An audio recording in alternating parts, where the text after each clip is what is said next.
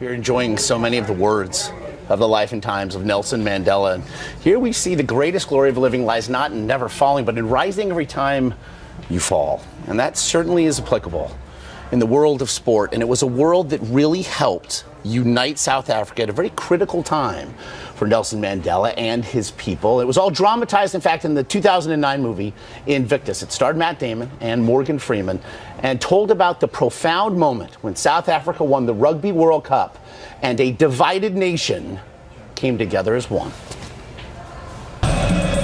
The year was 1995, and South Africa was set to host the Rugby World Cup, represented by a team made of mostly white players.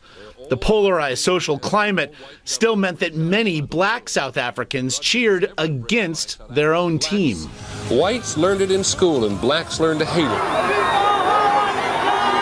Yet another snapshot of Nelson Mandela in the wake of apartheid. When Mandela began his presidency, leading a still broken country struggling to become whole. A struggle immortalized on the big screen in the film Invictus. This is the time to build our nation.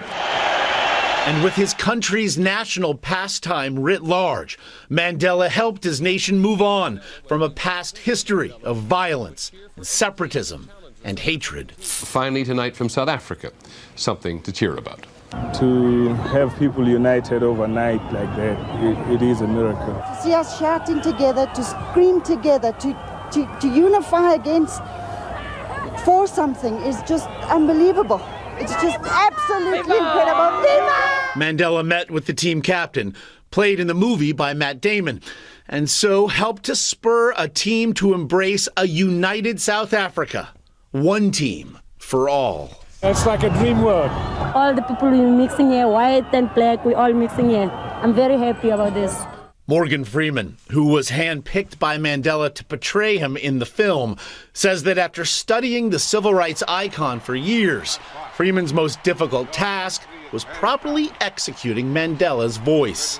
On behalf of our Rainbow Nation, I welcome you all. Your country supports you completely. And a team that once stood for an oppressive minority came to stand for all South Africans, white and black. I want to thank you for what you have done for our country. No, Mr. President, thank you for what you have done for our country. As the team's victory parade moved through the streets of Johannesburg, the banner they displayed said it all. One team, one country.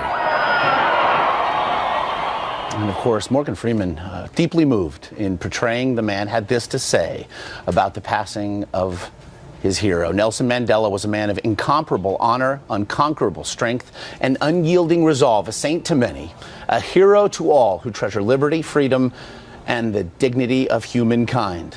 Madiba may no longer be with us, but his journey continues on with me and with all of us. And as something of a bookend to this story, interestingly, 15 years later, when South Africa would host the World Cup, the first major sporting event of its kind hosted on that continent, it was also the last time the world would see Nelson Mandela make a public appearance. Of course, Robin, I remember being there. It was very, very powerful. But going back to the movie for a moment, it's based, of course, on the poem that also happened to be Nelson Mandela's favorite. And when he put on that rugby jersey, that was huge. Yeah.